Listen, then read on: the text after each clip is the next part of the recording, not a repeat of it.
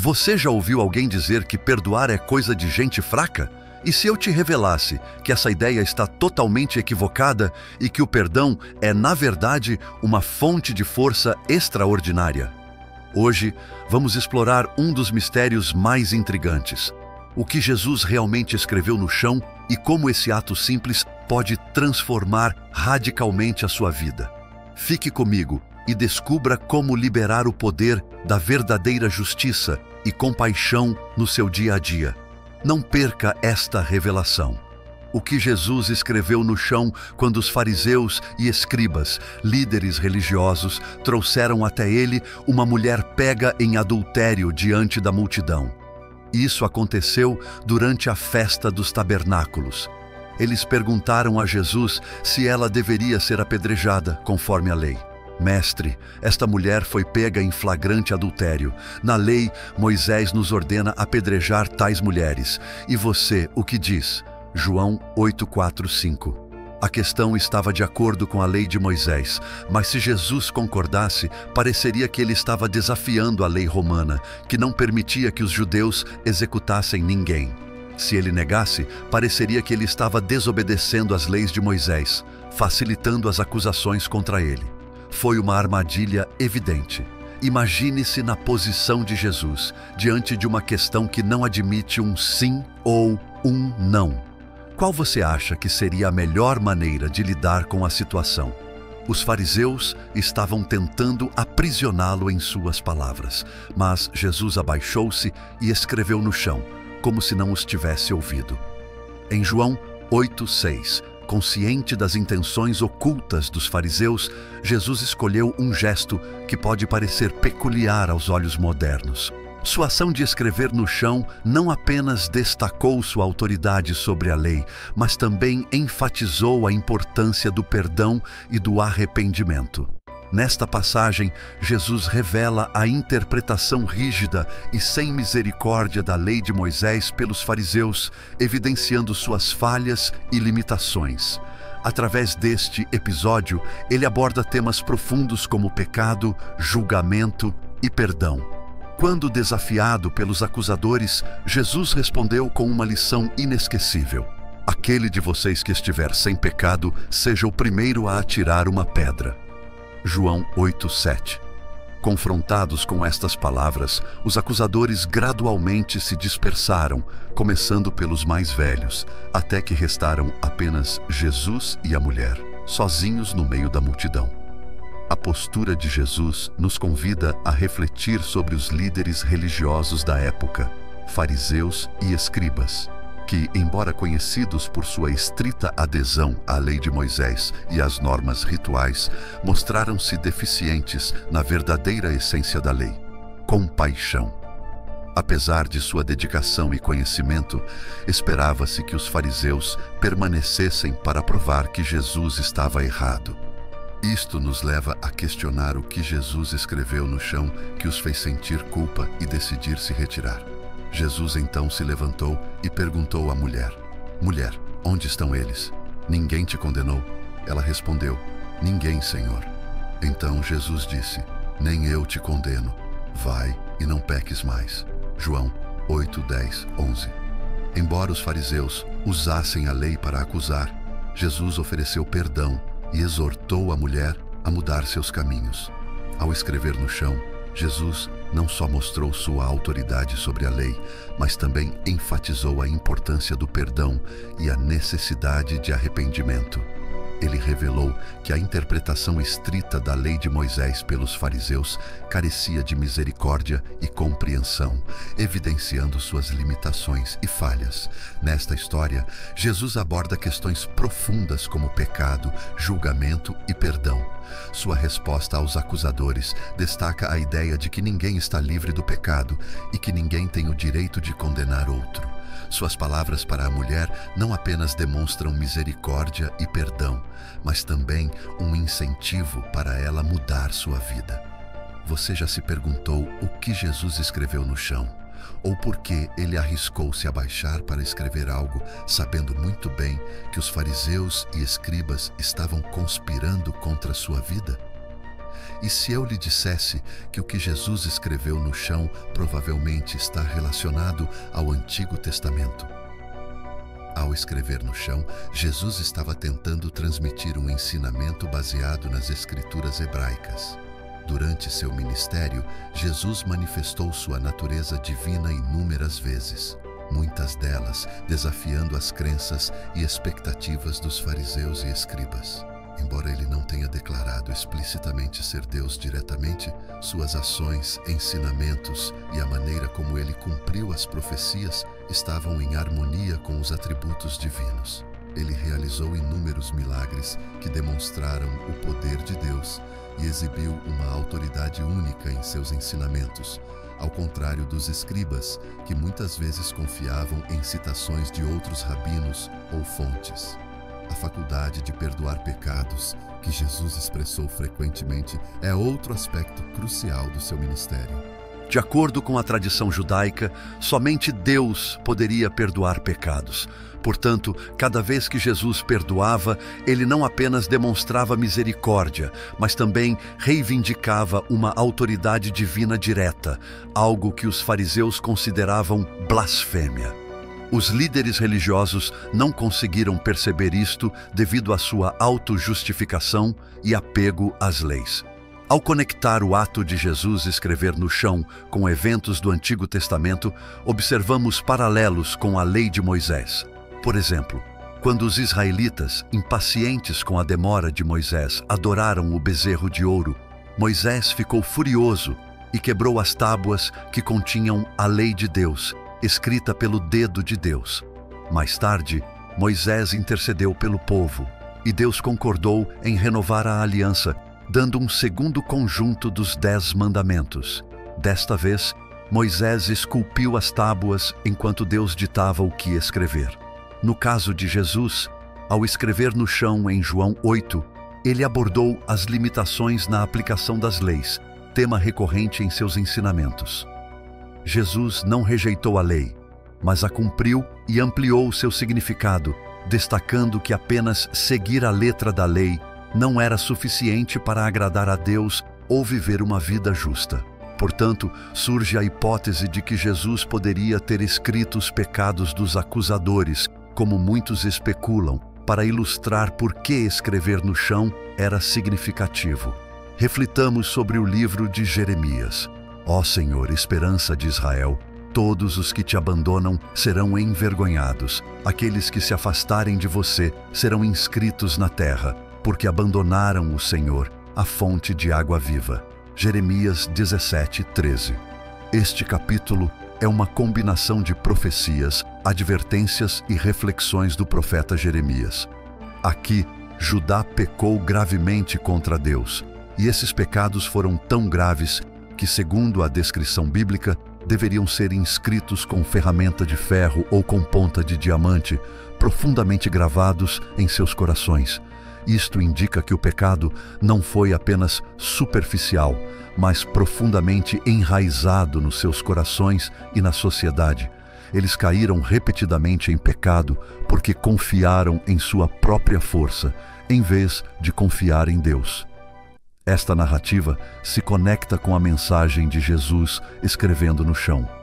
O profeta Jeremias continua descrevendo uma maldição para aqueles que confiam no homem e se afastam de Deus, comparando-os às plantas no deserto, lutando para sobreviver. Em contrapartida, quem confia em Deus é abençoado, como uma árvore plantada junto à água que permanece viva mesmo em tempos difíceis. O aspecto mais crucial deste capítulo é quando Jeremias reflete sobre a natureza do coração humano, descrevendo-o como enganoso e extremamente corrupto. Ele enfatiza que Deus, o conhecedor dos corações, é o juiz supremo das ações e intenções humanas. Da mesma maneira, Jesus, consciente das intenções dos acusadores, fariseus e escribas, depois de escrever no chão, desafiou-os com as palavras: quem de vós estiver sem pecado, seja o primeiro a atirar uma pedra nela. Naquele momento, eles se viram incapazes de sustentar suas acusações. Isto nos leva a refletir se o que Jesus escreveu no chão poderia ser uma revelação do mistério oculto. Talvez ele tenha escrito os pensamentos em seus corações, ou até mesmo seus nomes.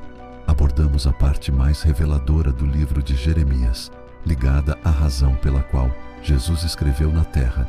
De acordo com Jeremias 17:13, Deus é reconhecido como a fonte suprema de esperança e estabilidade para Israel, para o seu povo.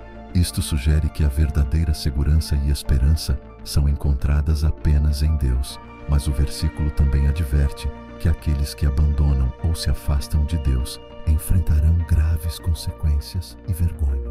Eles não apenas sentirão vergonha, mas também experimentarão um profundo sentimento de perda e fracasso por terem se afastado da verdadeira fonte de vida e bem-estar.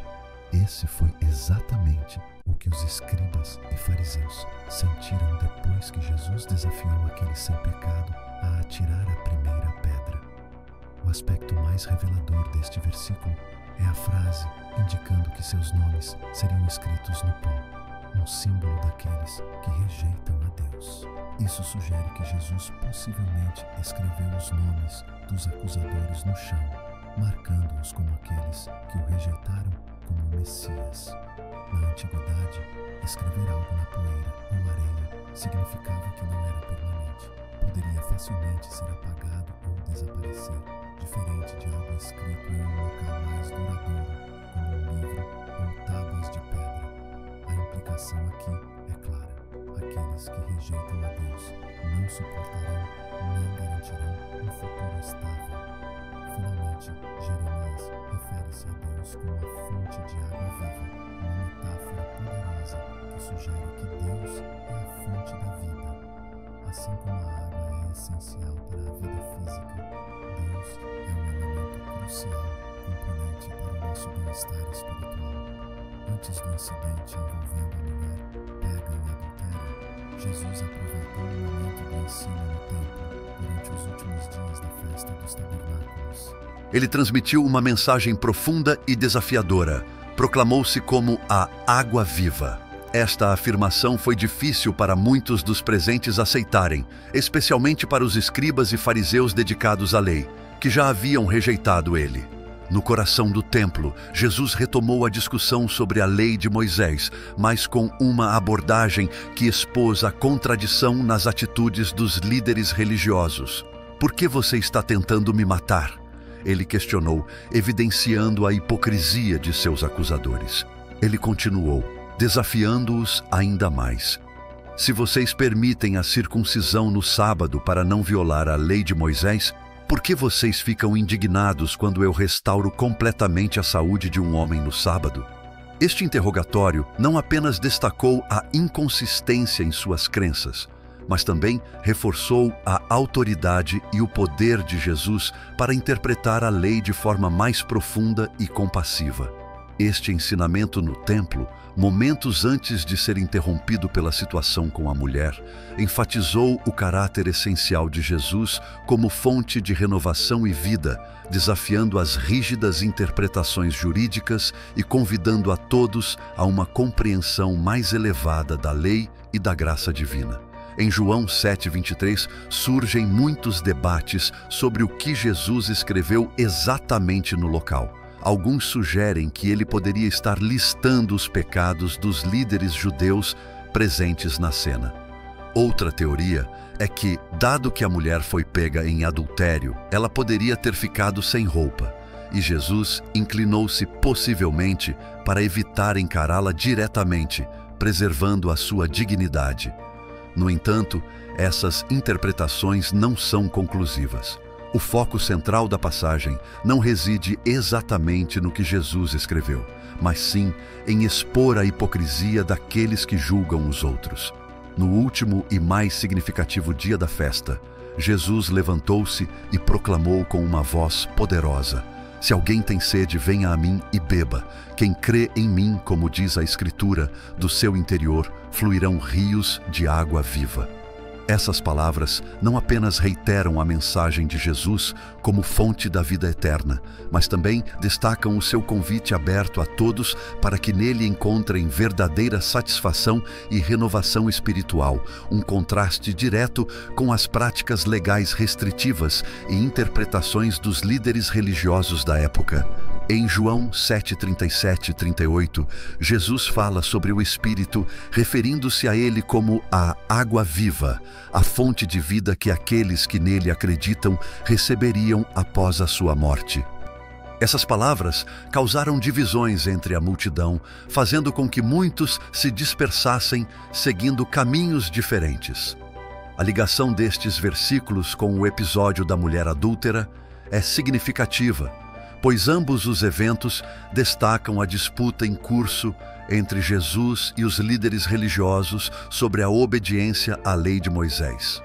Ao trazer a mulher para ele, os líderes religiosos estavam tentando testar Jesus, querendo ver como ele reagiria.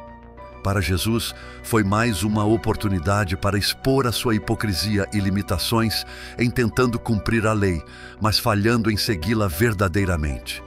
De acordo com Levítico 20:10, tanto o homem como a mulher envolvidos em adultério seriam condenados à morte. Contudo, os fariseus, na sua rigidez em seguir a lei de Moisés, trouxeram apenas a mulher diante de Jesus e da multidão, ignorando o homem envolvido, revelando assim sua hipocrisia e falhas. O cenário ocorreu durante a Festa dos Tabernáculos, uma celebração realizada em Jerusalém. Foi neste contexto, no templo, que Jesus escreveu no chão.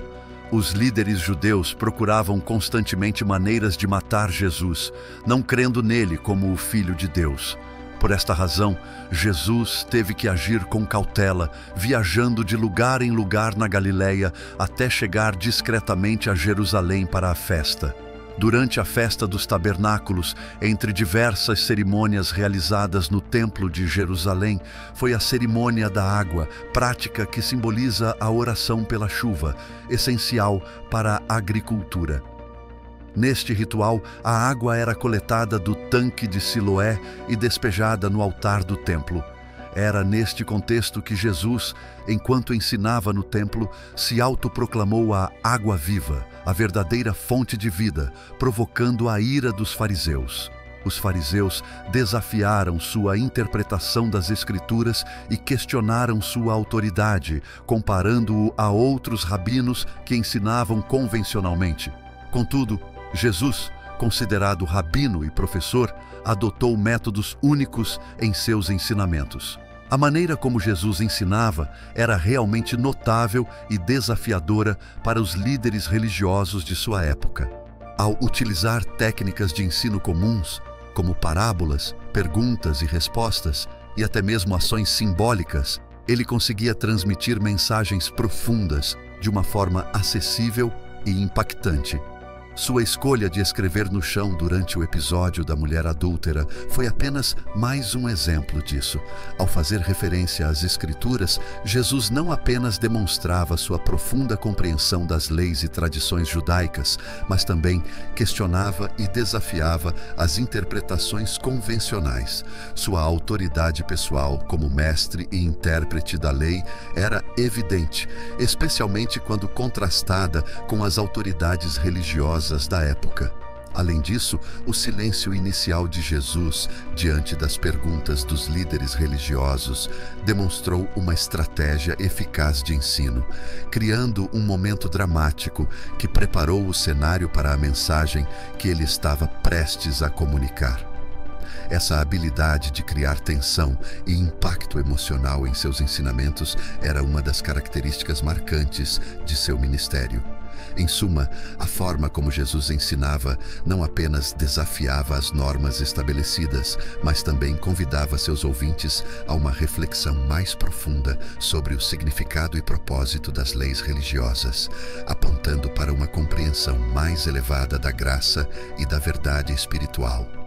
A história da mulher adúltera traz à tona uma série de lições eternas sobre autojustificação, julgamento, justiça e misericórdia, que continuam profundamente relevantes hoje. Ao confrontar os fariseus e escribas, Jesus não apenas expõe a hipocrisia deles, mas também nos leva a uma reflexão profunda sobre nossas próprias atitudes e preconceitos. O episódio nos lembra da importância de não nos sentirmos moralmente superiores aos outros, evitando o julgamento precipitado e lembrando-nos de nossa própria imperfeição. A questão da justiça seletiva é destacada quando os acusadores focam apenas no pecado da mulher, ignorando o homem envolvido no adultério. Jesus desafia essa mentalidade, promovendo uma compreensão mais profunda e compassiva da lei divina, que não apenas busca punir o mal, mas também busca equidade e integridade em todas as áreas da vida. Sua abordagem equilibrada entre justiça e misericórdia nos incentiva a defender as regras e leis, mas também a agir com compaixão e perdão quando necessário. O gesto de Jesus em direção à mulher após a partida dos acusadores é um exemplo vívido dessa compaixão e perdão, destacando a importância de oferecer segundas chances e oportunidades para a mudança. Além disso, a história nos lembra da importância do arrependimento e do perdão mútuo, assim como os acusadores que, um por um, reconhecem suas próprias falhas. Somos instados a refletir sobre nossos próprios pecados e a estender a graça e o perdão aos outros, escolhendo a reconciliação em vez da condenação. Em um mundo que muitas vezes é marcado pela divisão, julgamento e falta de compaixão, as lições da história da mulher adúltera são mais relevantes do que nunca, nos desafiando a buscar justiça com misericórdia, a valorizar a humanidade em todos os indivíduos e a estender a graça que recebemos aos outros. A abordagem de Jesus na história da mulher adúltera nos desafia a repensar nossos próprios princípios de justiça e misericórdia em nossas interações diárias. Ele exemplifica o desejo de reconciliação em vez de condenação, promovendo uma visão de justiça que seja transformadora e redentora. Isso nos leva a considerar como aplicamos esses princípios em nossas vidas, enfatizando a cura e a reparação de relacionamentos em vez de punição ou exclusão. Como cristãos, somos chamados a ser ministros da reconciliação, refletindo o desejo de Deus de restaurar as pessoas a um relacionamento correto com Ele. Isso significa mostrar aos outros a mesma graça e perdão que recebemos. Essa abordagem está alinhada com a mensagem mais ampla do Evangelho, expressa em João 3,17, que afirma que Deus enviou Jesus não para condenar o mundo, mas para salvá-lo. O encontro de Jesus com a mulher adúltera ilustra a verdade da salvação, graça e a possibilidade de uma nova vida em Cristo. É uma lição atemporal sobre como tratar os outros com justiça, misericórdia e graça, enquanto reconhecemos nossa própria necessidade do mesmo. Essa narrativa nos desafia a refletir sobre como aplicamos a justiça divina em nossas vidas diárias, promovendo uma cultura de reconciliação e restauração. É um lembrete poderoso de que todos nós somos imperfeitos e necessitamos da graça e do perdão de Deus. Descobrimos mistérios profundos juntos hoje, mas há muito mais esperando. Se você gostou, inscreva-se, ative o sininho, curta e compartilhe. Comente suas dúvidas e ideias. Vamos explorar juntos no próximo vídeo. Fique atento.